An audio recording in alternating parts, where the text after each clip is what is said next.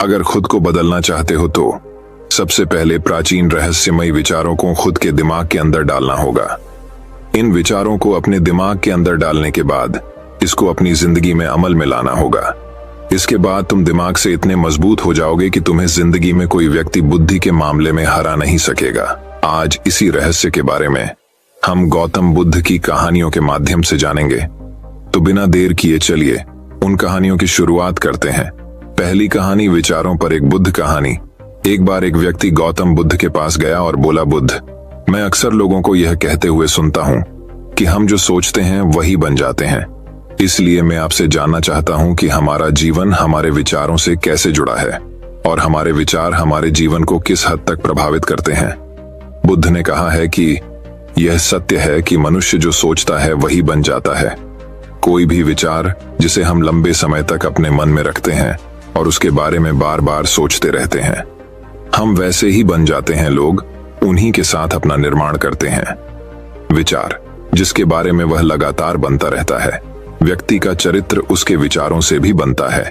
यदि विचार अच्छे हैं तो चरित्र भी शुद्ध होगा, और यदि विचार ही प्रदूषित हैं तो चरित्र भी बुरा होगा। अगर आप ध्यान से देखेंगे तो पाएंगे कि आपके जीवन का हर पहलू आपके किसी न किसी पहलू से जुड़ा है। आप आज जो भी हैं अपने विचारों की वजह से हैं। आपके विचार अच्छे या बुरे किसी न किसी तरह से आपके जीवन को अच्छा या बुरा बना रहे हैं। हम जैसा सोचते हैं वैसा ही हमारा चरित्र बन जाता है। जिस प्रकार स्वस्थ बीज के बिना कोई वृक्ष विकसित नहीं हो सकता, उसी प्रकार अच्छे विचारों और अच्छे चरित्र के बिना कोई भी मनुष्य सफल नहीं हो सकता। और यदि उसके विचार नकारात्मक हैं तो वह अपने जीवन को गलत दिशा में मोड़ देगा। उसी प्रकार हमारे जीवन में अपने विचारों और कर्मों के माध्यम से कई बीज बोएं, और उस बीज का फल या तो हमें दुहाक दे सकता है या खुशी। यदि हमने सकारात्मक विचारों के बीज बोए तो हमें सफलता और खुशी मिलेगी, लेकिन यदि बोए गए बीज नकारात्मक विचारों के हैं तो सफलता और दुख साथ साथ चलेंगे। जिन लोगों को आप सफल और महान मानते हैं वे यहां ऐसे ही नहीं पहुंच गए। उन्होंने अपने विचारों पर नियंत्रण रखकर अपना चरित्र ऐसा बनाया कि और इसी चरित्र के बल पर उन्होंने महानता की ऊंचाइयों को छुआ। तो मूल रूप से आपके अंदर जो विचार हैं, यदि आपके मन में दूसरों के प्रति क्रोध, ईर्ष्या, घृणा है तो आप बाहर भी वैसे ही होंगे, तो आपको बाहर भी वही मिलेगा। तुम्हें ऐसे लोग मिलेंगे जो तुम्हारे साथ वैसा ही करेंगे। यदि तुम्हारे पास प्रेम, शांति, करुणा है तो तुम वैसे ही बन जाओगे और आप बाहर भी वैसा ही पाएंगे। और जो ऐसे विचार रखता है उसे सम्मान और प्यार दोनों मिलता है। वस्तुतः मनुष्य अपने जीवन का निर्माता स्वयं है। वह इसे बना या बिगाड़ सकता है। मनुष्य अपने चरित्र का निर्माण अपने कार्यों और विचारों से करता है। अपना समुदाय बनाता है, अपनी किस्मत खुद बनाता है। व्यक्ति ने कहा, लेकिन बुद्ध, मैं अपने विचारों से खुद को कैसे सुधार सकता हूं? बुद्ध ने कहा था कि अगर तुम खुद को सुधारना चाहते हो तो सबसे पहले अपने विचारों पर ध्यान देना शुरू करो। तुम्हें यह देखना होगा कि तुम दिन भर क्या सोच रहे हो। क्या तुम दिन भर मन में बुराई और लोगों के प्रति नफरत पाल रहे हो? आपको बस इस बात पर ध्यान देना है कि आप अच्छाई की ओर जा रहे हैं या बुराई की ओर। जब आप अच्छे से समझ जाएंगे कि आपके दिमाग में अच्छे विचार चलते हैं या बुरे, तभी आप अपने सोचने के तरीके में बड़ा सकारात्मक बदलाव कर पाएंगे। आपके अंदर कभी न खत्म होने वाला खजाना है। आप नहीं जानते कि आप क्या कर सकते हैं, आप किस तरह की अद्भुत शक्तियां प्राप्त कर सकते हैं। आपने महान योद्धाओं और महान लोगों के बारे में तो सुना ही होगा। यदि आपको उनकी शक्तियों पर विश्वास नहीं है, आपको बस यह मानना होगा कि आग के बिना धुआं नहीं होता। जरूर उनमें कुछ तो बात होगी जिसकी वजह से उनके बारे में इतना कुछ लिखा और कहा गया है। तो वे कौन लोग थे जो दुनिया में महान योद्धा और आदर्श के रूप में पूजे जाते थे? अगर हम थोड़ा और गहराई से सोचे तो ये वे लोग थे जिन्होंने अपने भीतर के अटूट खजाने को पहचाना। वे लोग अभ्यास करते रहे और सभी की भलाई करने वाले लोगों की मदद करके खुद को बेहतर बनाते रहे, और वे दुनिया में महान और अमर हो गए। और अगर आप भी ऐसा ही करना चाहते हैं तो सबसे पहले आपको अपने विचारों पर ध्यान देना होगा। बुद्ध ने आगे कहा, एक मानव के मन की बगीचे से तुलना की जा सकती है। जैसे बगीचे को साफ और सुंदर रखना, समय समय पर उसमें उगने वाले खरपतवार को हटाना पड़ता है, रोज पानी देना पड़ता है, पौधे की देखभाल करनी पड़ती है। उसी तरह हमें अपने मन को भी सुंदर और सकारात्मक बनाए रखने के लिए उसका ख्याल रखना होगा। इसमें से लगातार नकारात्मक विचारों को हटाकर सकारात्मक विचारों को जगह देनी होगी। इसके लिए हमें डर, चिंता, नफरत और ईर्ष्या जैसी भावनाओं से खुद को दूर रखना होगा। और इसके लिए आपको अपने अंदर चल रहे विचारों पर लगातार ध्यान देना होगा। किसी भी व्यक्ति के अंदर उठने वाले विचार और उसका चरित्र अधिकतर उसके आसपास के वातावरण और परिस्थितियों पर निर्भर करते हैं। लेकिन इसका मतलब यह नहीं है कि किसी व्यक्ति की स्थिति खराब है, अतः उसके विचार सदैव त्रुटिपूर्ण रहेंगे। वह उन पर ध्यान देकर अपने विचारों को बदल सकता है, और जैसे ही उस व्यक्ति के विचार बदल जाते हैं तो उसका चरित्र और उसके काम करने का तरीका अपने आप बदल जाता है। ये सभी चीजें धीरे धीरे सीखनी होती हैं। विचारों के काम करने के तरीके को समझना होगा। आपको सबसे पहले यह स्वीकार करना होगा कि जो काम सामने वाला कर सकता है वह आप भी कर सकते हैं। आपको बस इसका बार बार अभ्यास करने की जरूरत है। नई चीजें सीखने की जरूरत है। जैसे जैसे आपका मन बदलेगा, आपकी परिस्थितियां भी बदल जाएंगी। आप जो भी विचार बीज रूप में अपने मन में डालते जाएंगे, ये धीरे धीरे आपके चरित्र और आपके कार्यों में दिखना शुरू हो जाएगा। और एक बार वह विचार आपके अंदर जड़ें जमा लेगा तो आपको सफल होने से कोई नहीं रोक सकेगा। लेकिन अगर वह बीज या विचार नकारात्मक है तो आपको भी असफलता से कोई नहीं बचा सकता। इसलिए अपने विचारों के प्रति बहुत जागरूक रहने की जरूरत है। आप अपने अंदर किस तरह के विचार ला रहे हैं, एक बात हमेशा याद रहे, हमें वह नहीं मिलता जो हम चाहते हैं, बल्कि हमें वह मिलता है जो हम हैं, और हम अपने विचार हैं। इसलिए इच्छा करना और उस इच्छा के बारे में अच्छा सोचते रहना और उसे पूरा करने का प्रयास करना दो बिल्कुल अलग चीजें हैं, क्योंकि इच्छा तो हर कोई करता है, लेकिन उस इच्छा के बारे में लगातार सकारात्मक सोचना और उसे पाने के लिए कड़ी मेहनत करना बहुत ही कम लोग ऐसा कर पाते हैं। इसलिए अगर आप अपनी परिस्थितियों को बदलना चाहते हैं तो सबसे पहले आपको खुद को बदलना होगा। लेकिन ज्यादातर लोग अपनी परिस्थितियों को तो बदलना चाहते हैं, लेकिन अपने सोचने और काम करने के तरीके को नहीं बदलना चाहते। और अगर लोग ऐसे ही रहेंगे तो उनके हालात कभी नहीं बदलेंगे। उस व्यक्ति ने कहा कि बुद्ध, हमारे विचारों का हमारे शरीर पर क्या प्रभाव पड़ता है। बुद्ध ने कहा था कि हमारा शरीर हमारे दिमाग का गुलाम है। हम जो भी सोचते हैं उसका पहला प्रभाव हमारे शरीर पर ही पड़ता है। आपने देखा होगा कि जो लोग बहुत अधिक चिंता करते हैं और डरते हैं वे जल्दी बीमार पड़ जाते हैं। साथ ही जो लोग दूसरों से ईर्ष्या करते हैं और हमेशा नकारात्मक सोचते हैं वे भी बहुत जल्द मानसिक और शारीरिक बीमारी का शिकार हो जाते हैं। और अगर आप ऐसा सोचते हैं तो आपके साथ भी ऐसा ही होगा। इसके विपरीत जो लोग हमेशा खुश रहते हैं वे दूसरों के बारे में अच्छा सोचते हैं, हमेशा स्वस्थ रहने के बारे में सोचते रहते हैं, तो उनकी ऊर्जा एक समान हो जाती है और इस ऊर्जा का सकारात्मक प्रभाव सबसे पहले उनके शरीर पर पड़ता है। क्योंकि जिस व्यक्ति का मन शांत होता है उस व्यक्ति के शरीर की आधी बीमारी अपने आप ही खत्म हो जाती है। हम स्वस्थ रहेंगे या बीमार, यह हमारे आसपास के माहौल और परिस्थितियों के अलावा हमारी सोच पर भी निर्भर करता है। एक कमजोर और बीमार विचार हमारे शरीर को भी कमजोर और बीमार बना देता है। आपने अपने आसपास देखा होगा कि जो लोग बीमार होने से सबसे ज्यादा डरते हैं वो सबसे ज्यादा बीमार पड़ते हैं। इस डर ने लाखों लोगों की जान ले ली है। इसके विपरीत जो लोग अपने शरीर के बारे में अच्छा सोचते हैं वे स्वस्थ और मजबूत महसूस करते हैं, और जिनके विचार शुद्ध होते हैं उनका शरीर स्वस्थ और मजबूत हो जाता है। वैसा ही हमारा शरीर सिर्फ एक उपकरण है और हमारा मस्तिष्क इस उपकरण को नियंत्रित कर रहा है। जैसे अच्छा भोजन हमारे शरीर के लिए जरूरी है, उसी तरह अच्छी सोच यह हमारे शरीर के लिए भी बहुत महत्वपूर्ण है। जैसे ही आपके विचार शुद्ध हो जाएंगे, इसका सबसे पहला असर आपके शरीर पर दिखाई देगा। एक शुद्ध और सकारात्मक दिमाग आपको कभी भी खराब खाना खाने नहीं देगा। इसलिए सबसे पहले अपने दिमाग को सुरक्षित रखें, फिर यही दिमाग आपके शरीर को हर बीमारी से बचाएगा।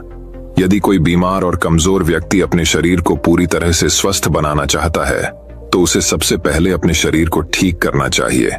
विचार और उसका मन उसे प्रकृति के संपर्क में रहना चाहिए, उसे सूरज की रोशनी में रहना चाहिए और एक सेकंड के लिए भी अपने शरीर के बारे में नकारात्मक नहीं सोचना चाहिए। वह जैसा स्वास्थ्य चाहता है वैसा ही उसे महसूस करना चाहिए। और पूरा विश्वास है कि वह वैसा बन सकता है। उस व्यक्ति ने कहा, बुद्ध, अब आप मुझे बताएं कि हमारे विचार हमारे लक्ष्य को कैसे प्रभावित करते हैं। बुद्ध ने बताया कि जब तक आपका लक्ष्य आपके विचारों के अनुरूप नहीं होगा, तब तक आपको सफलता नहीं मिल सकती है।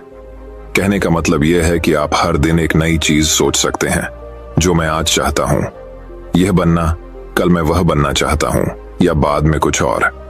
लेकिन जब तक आप अपने लिए कोई लक्ष्य निर्धारित नहीं करते, तब तक आप कोई भी बड़ा काम नहीं कर सकते, क्योंकि नियम यह है कि जो काम हम बार बार करते हैं, उसी काम में हम आश्चर्यजनक सफलता हासिल कर सकते हैं। अगर आप हर दिन अपना लक्ष्य बदलते रहते हैं, तो आप कहीं नहीं जा रहे हैं।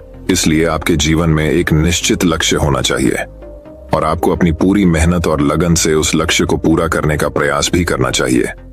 और इसके लिए आपको अपने सभी विचारों को अपने लक्ष्य पर केंद्रित करना होगा, अन्यथा आपके विचार बिखरे रहेंगे और हो सकता है कि एक बार आप असफल हो जाएं, या आपको शुरुआत में कोई सफलता न मिले तो दूसरों को देखकर आपके मन में यह ख्याल आने लगा कि यह काम तो आसान है।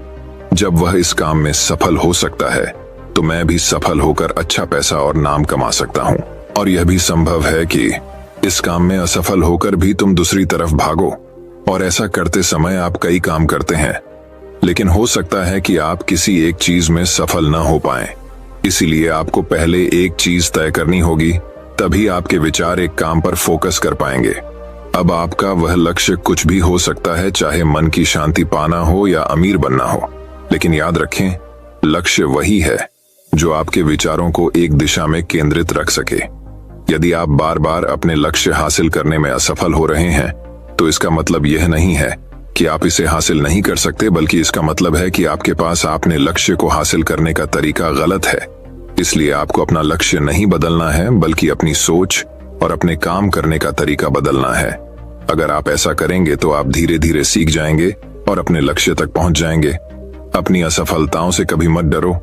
अगर आप कुछ बड़ा हासिल करना चाहते हैं, तो आपको अंदर से बहुत मजबूत होना होगा, क्योंकि चाहे आप कुछ भी करें, लोग अक्सर आपको अपनी बातों से कमजोर और हताश करने की कोशिश करेंगे। इसलिए अगर आप डरेंगे तो आप अपने किसी भी लक्ष्य में सफलता हासिल नहीं कर पाएंगे, क्योंकि डर आपकी सभी आशाओं को नष्ट कर देता है और आपके सभी विचार केवल आपके डर तक ही सीमित रह जाएंगे।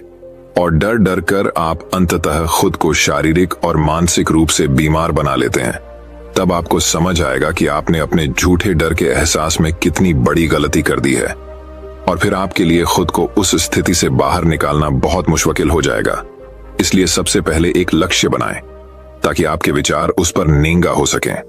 उसके बाद अगर आप बार बार असफल होते हैं, तो भी घबराएं नहीं, क्योंकि यह लक्ष्य हासिल करने का ही एक हिस्सा है। और पूरा विश्वास रखें कि आप जरूर सफल होंगे और एक दिन तुम भी हो जाओगे। उस व्यक्ति ने कहा, बुद्ध, विचारों और मन की शांति के बीच क्या संबंध है? बुद्धा ने बताया कि मन की शांति एक ऐसा खजाना है जिसे दुनिया के 1% लोग भी हासिल नहीं कर सकते, और जिसने ये खजाना हासिल कर लिया है, वह दुनिया के सबसे भाग्यशाली व्यक्ति हैं। वह भीड़ में अलग दिखता है। यह कहना उतना आसान नहीं है जितना लगता है। मन की शांति केवल लंबे समय तक आत्मनियंत्रण के माध्यम से ही प्राप्त की जा सकती है। जब कोई व्यक्ति खुद को समझता है और दुनिया प्यार और प्यार के बीच के अंतर को समझता है, उसके अंदर नफरत, डर और ईर्ष्या जैसी भावनाएं खत्म हो जाती हैं, और एक दिन व्यक्ति को मन की सच्ची शांति मिल सकती है। और यही हर इंसान का अंतिम लक्ष्य भी है। एक शांत व्यक्ति सबसे खराब परिस्थितियों में भी खुद को नियंत्रित कर सकता है। एक शांत व्यक्ति के पास जितनी मानसिक शक्ति होती है, उतनी किसी और के पास नहीं होती। शांत व्यक्ति का अर्थ है वह व्यक्ति जिसका मन पूर्णतः शांत हो, क्योंकि जैसे ही आपका मन शांत हो जाता है, आपके सभी विचार शांत हो जाएंगे, और तब आपको महसूस होगा कि सचमुच आपका दिमाग कितना शक्तिशाली है। जैसे ही आपको मानसिक शांति मिलेगी, आप महसूस करेंगे कि आपकी मानसिक शक्ति इतनी बढ़ गई है कि आपके लिए सब कुछ आसान हो गया है। आप जहां भी हों, आपकी परिस्थितियां जो भी हों, आप खुद को स्वीकार करना शुरू कर देंगे। आप हमेशा खुश रहेंगे। और अगर आप ये मुकाम हासिल करना चाहते हैं, तो इसकी शुरुआत आपको अपने विचारों से करनी होगी। अपने विचारों पर नियंत्रण और अपने विचारों पर यह नियंत्रण आप केवल और केवल ध्यान के माध्यम से ही प्राप्त कर सकते हैं।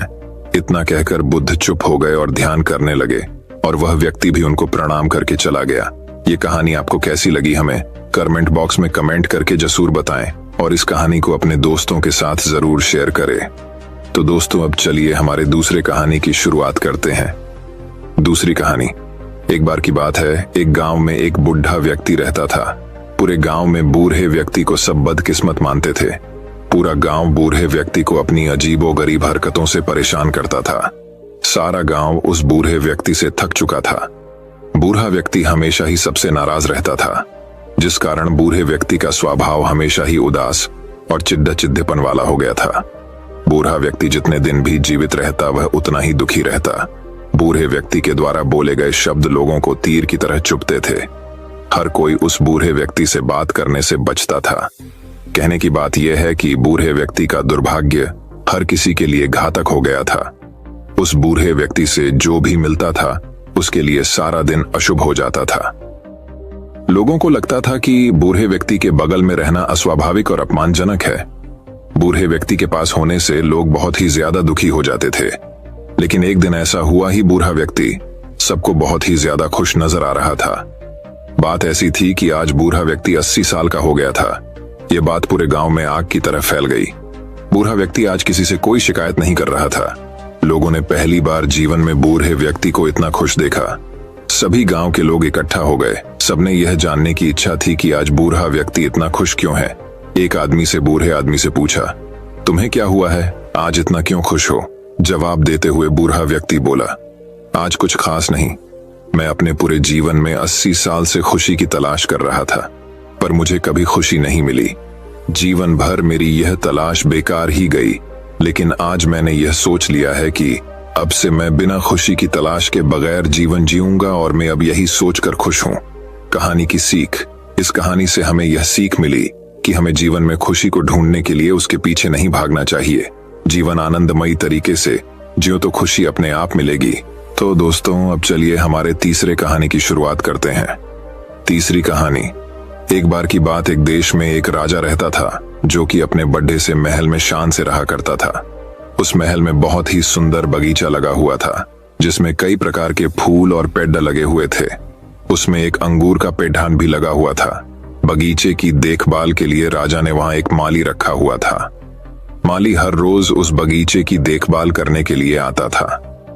माली जब बगीचे में देखता है कि एक चिद्धिया अंगूर के पेड़ से अंगूर तो ढा कर ले जा रही थी। माली ने देखा कि चिद्धिया सारे खट्टे अंगूरों को नीचे फेंककर सिर्फ मीठे अंगूर ही अपने साथ लेकर जा रही थी। फिर वो चिद्धिया हर दिन आने लगी और पेड़ से अंगूर ले जाने लगी। माली ने सोचा कि इस तरह से तो ये पेड़ खराब हो जाएगा और राजा के लिए कोई अंगूर नहीं बचेंगे, क्योंकि वो चिद्धिया सिर्फ मीठे अंगूर ही लेकर जाती थी। माली ने उस चिद्धिया को पकड़ ढहने के बारे में सोचा, लेकिन बहुत कोशिश करने के बाद भी वो उस चिद्धिया को पकड़ डाच नहीं पाया। फिर वो माली राजा के पास अपनी समस्या लेकर गया। वो राजा के दरबार में गया और राजा को सारी बात बताई। राजा को उस चिद्धिया पर बहुत गुस्सा आया। राजा ने माली से कहा कि तुम चिंता मत करो, उस चिद्धिया को मैं खुद पकड़ ढूंगा। फिर अगले दिन राजा उस पेड़ के पीछे छुपकर चिद्धिया का इंतजार करने लगा, और जैसे ही वो चिद्धिया अंगूर लेने आई तो राजा ने फुर्ती से उसे पकड़ डीएच लिया। चिद्धिया ने राजा से कहा कि आप मुझे छोड़ डेच दे, मैं आपको ध्यान की 4 बातें बता सकती हूँ। राजा बहुत गुस्से में था। उसने चिद्धिया से कहा कि पहले तुम मुझे वो बातें बताओ, फिर मैं तुम्हें छोड़ डीएच दूंगा। तो चिद्धिया ने कहा कि पहली बात है कि अपने हाथ में आए हुए दुश्मन या मौके को कभी भी जाने न दो, तथा दूसरी बात यह है कि कभी भी उस बात पर यकीन न करो जो हो ही नहीं सकती। राजा अब और गुस्से में आ गया। उसे चिद्धिया की कोई बात समझ नहीं आ रही थी। उसने गुस्से में कहा, चलो अब तीसरी बात बताओ। तो चिद्धिया ने कहा कि तीसरी बात यह है कि कभी भी बीत चुकी बातों पर पछतावा न करो। राजा ने कहा कि तुम बकवास कर रही हो, ऐसे कुछ नहीं होता, इसमें क्या ज्ञान की बात है। राजा ने उसे गुस्से में और कस के पगड़ी डीएच लिया।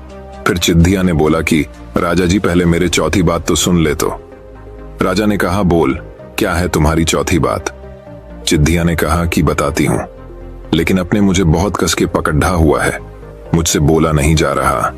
आप मुझे थोड़ी देर के लिए छोड़ दे तो मैं आपको वो बात बता सकती हूँ। राजा ने चिद्धिया को छोड़ दिया और चिद्धिया झट से पेड्ढा पर जाकर बैठ गई। पेड्ढा पर बैठने के बाद चिद्धिया ने राजा से कहा कि मेरे पेट में 2 हीरे हैं जो कि बहुत कीमती हैं, लेकिन अब आप उन्हें कभी हासिल नहीं कर सकोगे। चिद्धिया की ये बात सुन के राजा को बहुत पछतावा हुआ। वो सोचने लगा कि वो उन हीरों को हासिल कर सकता था, लेकिन अब पछतावे के अलावा वो कुछ नहीं कर सकता था। राजा को पछताते हुए देख के चिद्धिया ने कहा कि राजा जी, अपने मेरी ज्ञान की बातें अच्छे से सुनी नहीं। मैंने आपसे कहा था कि कभी भी अपने हाथ में आए दुश्मन को हाथ से जाने न दो, लेकिन अपने मोड़ छोड़ दिया। मैंने कहा था कि कभी किसी ऐसी बात पर यकीन मत करो जो हो नहीं सकती। क्या आपको सच में लगता है कि मेरे इस छोटे से पेट में 2 हीरे हैं? चिद्धिया ने कहा कि मेरे पेट में कोई हीरे नहीं है, और जब मेरे पेट में हीरे ही नहीं है और मैं आपके हाथ से निकल गई, तो फिर आप किस बात का पछतावा कर रहे हैं? राजा को अपनी गलती का एहसास हो गया। उसे चिद्धिया की सारी बातें समझ में आ गईं। उसने खुश होकर उस चिद्धिया को उस पेड़ में रहने की आज्ञा दे दी। चलिए अब कहानी की सीख को जानते हैं। चिद्धिया ने वो ज्ञान की बातें सिर्फ राजा को नहीं बल्कि हम सबको बताई है, जिससे हमें ये बात सीखने को मिलती है कि हमें कभी भी अपने हाथ में आए हुए मौके को जाने नहीं देना चाहिए, और अगर वो मौका हाथ से चला जाए तो उसका पछतावा नहीं करना चाहिए, क्योंकि बीते हुए समय के बारे में सोचने से वो वापस नहीं आ जाता। इसलिए हमें आज में जीना चाहिए और कभी भी किसी की बात पर ऐसे ही यकीन नहीं करना चाहिए। तो दोस्तों, अब चलिए हमारे चौथे कहानी की शुरुआत करते हैं। चौथी कहानी। एक बार की बात है, एक गांव में एक व्यापारी रहता था जिसे ऊंट पालने का बहुत शौक था। उसके पास कई ऊंट भी थे। एक दिन वो व्यापारी अपने किसी काम के सिलसिले में किसी दूसरे गांव गया, जहां पर उसने एक ऊंट बेचने वाले के पास एक बहुत ही खास किस्म का ऊंट देखा। व्यापारी को वो ऊंट बहुत पसंद आया। उसने उस ऊंट को खरीदने की सोची। वो ऊंट वाले के पास गया और उस ऊंट का मोल भाव करने लगा।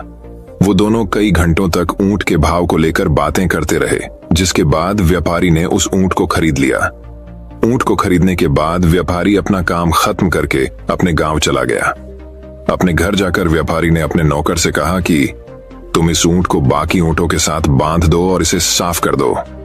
ये कहकर व्यापारी अपने घर में आराम करने के लिए चला गया। नौकर उस ऊंट को उस जगह पर ले गया जहां बाकी ऊंट बंधे हुए थे। फिर उसके बाद वो उसकी सफाई करने लगा। ऊंट की सफाई करते समय उस ऊंट की सीट के नीचे एक थैली मिली। उसने थैली को खोल के देखा तो उसमें बहुत से हीरे पड़े डढ़े हुए थे। उन हीरों को देखकर वो नौकर बहुत हैरान हुआ। उसने सोचा कि ये हीरे उसके मालिक के हैं, तो वो व्यापारी के पास गया और उसको वो थैली दिखाई। नौकर ने मालिक से पूछा कि क्या ये हीरो की थैली आपकी है? ये ऊंट की सीट के नीचे पड़ी हुई थी। तो वो व्यापारी बहुत हैरान हो गया और उसने कहा, कौन सी थैली? ये मेरी थैली नहीं है। फिर व्यापारी ने थोड़ा सोचा और कहा कि शायद ये थैली उस ऊंट वाले की होगी जो गलती से आ गई है। हमें ये थैली उसे वापस करनी होगी, अपने मालिक की। ये बात सुन के नौकर सोचने लगा कि उसका मालिक कितना बेवकूफ है, हीरो की थैली वापस करने की बात कर रहा है। नौकर ने उस व्यापारी से कहा कि मुझे नहीं लगता इसको वापस करने की कोई जरूरत है, वैसे भी किसी को क्या पता चलेगा। अपने नौकर की ये बात सुनकर उस व्यापारी ने कहा कि नहीं, मैंने सिर्फ ऊंट खरीदा है, मेरा इन हीरो पर कोई हक नहीं, मैं इसे वापस कर दूंगा। इतना कहकर व्यापारी ने वो थैली ली और उसे वापस करने के लिए चल गया। वो सीधा उस ऊंट वाले के पास गया और जाते ही उसे उसकी थैली लौटा दी। अपनी हीरो की थैली को वापस पाकर ऊंट वाला बहुत खुश हुआ। उसने कहा कि मैं इसके बारे में भूल ही गया था कि मैंने ये थैली ऊंट की सीट के नीचे रखी हुई है। आपका बहुत शुक्रिया कि आपने ये मुझे वापस कर दी। मैं आपको इसके लिए इनाम देना चाहता हूं। आप इनमें से कोई भी 2 हीरे रख सकते हैं ऊंट वाले के। ये बात सुनकर व्यापारी ने कहा कि नहीं, इसकी कोई जरूरत नहीं है। मैंने पहले ही इस थैली से 2 सबसे कीमती हीरे अपने पास रख लिए हैं। ये बात सुनते ही ऊंट वाले ने अपनी थैली से सारे हीरे निकाले और उन्हें गिनने लगा। हीरो को गिनने के बाद ऊंट वाले ने कहा कि ये तो सारे पूरे हैं, फिर तुमने कौन से हीरे निकाले? फिर व्यापारी ने कहा कि मैंने इस थैली को वापस करके ईमानदारी और खुददारी के 2 हीरो को अपने पास रख लिया है। व्यापारी की ये बात सुनकर वहां पर खाडी, इडियोरे सभी लोग और ऊंट वाला बहुत खुश हुए और उसकी बहुत तारीफ की। तो दोस्तों, चलिए अब इस कहानी की सीख को समझते हैं। इस कहानी से हमें ये सीख मिलती है कि जिसके पास ईमानदारी और खुददारी नाम के दो हीरे हैं, वो इस दुनिया में सबसे ज्यादा अमीर इंसान है। इन दोनों हीरो से बढ़ा और कीमती हीरा और कोई नहीं है। तो दोस्तों, अब चलिए हमारे 5वीं कहानी की शुरुआत करते हैं।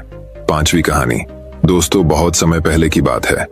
एक दिन बातों बातों में राजा चंद्रसेन ने माधव से पूछा, अच्छा यह बताओ कि किस प्रकार के लोग सबसे अधिक मूर्ख होते हैं और किस प्रकार के सबसे अधिक सयाने। माधव ने तुरंत उत्तर दिया, महाराज, ब्राह्मण सबसे अधिक मूर्ख और व्यापारी सबसे अधिक सयाने होते हैं। ऐसा कैसे हो सकता है? राजा ने कहा, मैं यह बात साबित कर सकता हूं। माधव ने कहा, कैसे? राजा ने पूछा।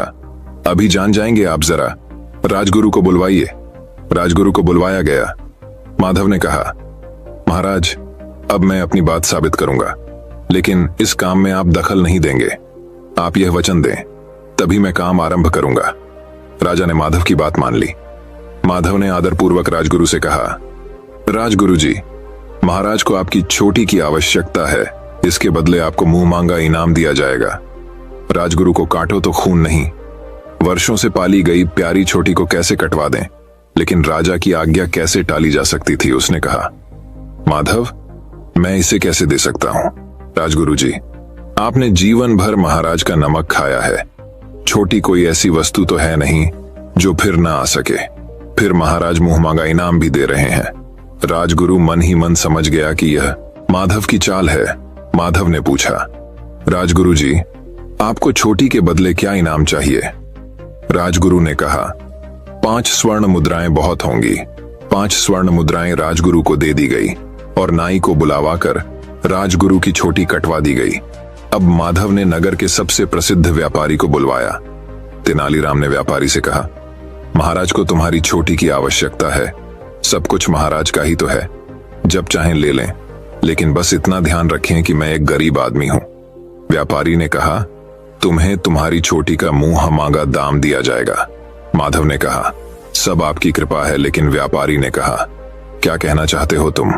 माधव ने पूछा, जी बात यह है कि जब मैंने अपनी बेटी का विवाह किया था तो अपनी छोटी की लाज रखने के लिए मैंने पूरी 5000 स्वर्ण मुद्राएं खर्च की थी। पिछले साल मेरे पिता की मौत हुई, तब भी इसी कारण 5000 स्वर्ण मुद्राओं का खर्च हुआ, और अपनी इसी प्यारी दुलारी छोटी के कारण बाजार से कम 5000 स्वर्ण मुद्राओं का उधार मिल जाता है। अपनी छोटी पर हाथ फेरते हुए व्यापारी ने कहा, इस तरह तुम्हारी छोटी का मूल्य 15000 स्वर्ण मुद्राएं हुआ। ठीक है, यह मूल्य तुम्हें दे दिया जाएगा। 15000 स्वर्ण मुद्राएं व्यापारी को दे दी गईं। व्यापारी छोटी मुड़वाने बैठा। जैसे ही नाई ने छोटी पर उस्तरा रखा, व्यापारी खड़क कर बोला, संभल कर। नाई के बच्चे, जानता नहीं, यह महाराज चंद्रसेन की छोटी है। राजा ने सुना तो आग बबूला हो गया। इस व्यापारी की यह मजाल कि हमारा अपमान करे। उन्होंने कहा, धक्के मारकर निकाल दो इस सिरफिरे को। व्यापारी 15000 स्वर्ण मुद्राओं की थैली को लेकर वहां से भाग निकला।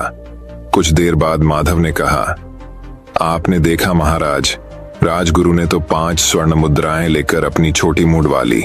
व्यापारी 15000 स्वर्ण मुद्राएं भी ले गया और छोटी भी बचा ली। आप ही कहिए, ब्राह्मण सयाना हुआ कि व्यापारी? राजा ने कहा, सचमुच तुम्हारी बात ठीक निकली दोस्तों। इस कहानी से हम ये सीख मिली कि बुद्धि का इस्तेमाल हर जगह हमें जीत दिलाता है। मन को स्थिर कर जो बुद्धि का उपयोग करता है वह जीवन में कभी असफल नहीं होता है। इसीलिए हमें हर कार्य में हमारी बुद्धि का उपयोग करके ही अपने कार्य में सफलता हासिल करनी है। तो दोस्तों, अब चलिए हमारे 6ठे कहानी की शुरुआत करते हैं। 6ठी कहानी। अब दूसरी कहानी की शुरुआत कुछ इस प्रकार होती है। दोस्तों, बहुत समय पहले की बात है। माधव एक ईमानदार तथा धर्मप्रिय व्यक्ति था। वह प्रतिदिन ईश्वर की आराधना बिना नागा किया करता था। इससे उसे नैतिक व मानसिक बल प्राप्त होता था। वह अक्सर कहा करता था कि ईश्वर जो कुछ भी करता है मनुष्य के भले के लिए ही करता है। कभी कभी हमें ऐसा लगता है कि ईश्वर हम पर कृपा दृष्टि नहीं रखता, लेकिन ऐसा होता नहीं।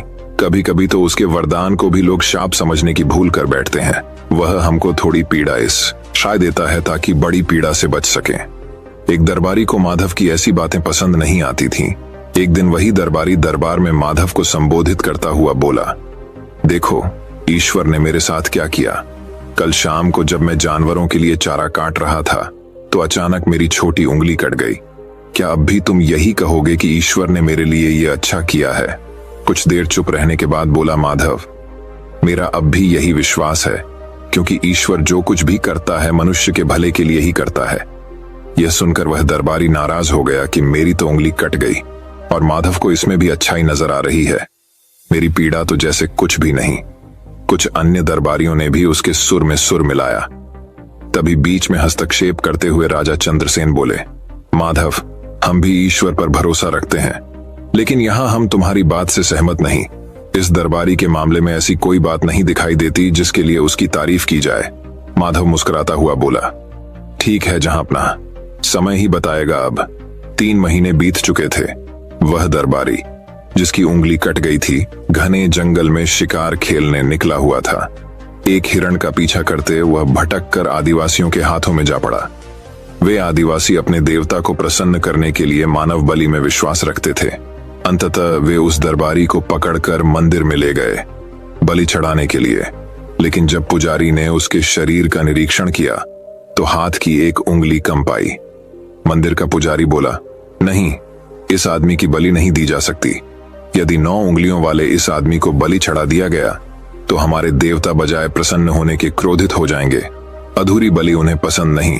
हमें महामारियों, बाढ़ या सूखे का प्रकोप झेलना पड़ सकता है, इसलिए इसे छोड़ देना ही ठीक होगा। और उस दरबारी को मुक्त कर दिया गया। अगले दिन वह दरबारी दरबार में माधव के पास आकर रोने लगा। तभी राजा भी दरबार में आ पहुंचे और उस दरबारी को माधव के सामने रोता देखकर हैरान रह गए। तुम्हें क्या हुआ, रो क्यों रहे हो? राजा चंद्रसेन ने सवाल किया।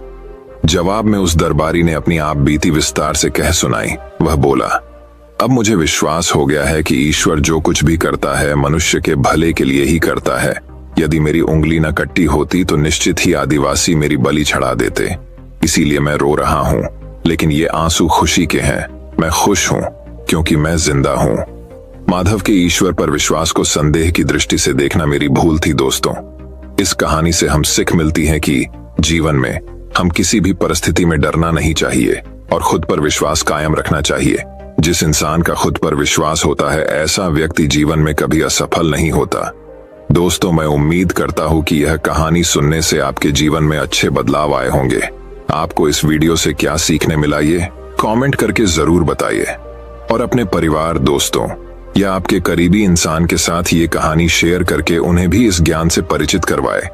बाकी अगर आपको यह वीडियो दिल से अच्छी लगी हो तभी इस वीडियो को लाइक कर देना और आपने अब तक इस चैनल को सब्सक्राइब न किया हो तो चैनल को सब्सक्राइब भी जरूर कर देना। आपका हर दिन शुभ हो और खुशियों से आपका जीवन भरा रहे। धन्यवाद। नमो बुद्धाय।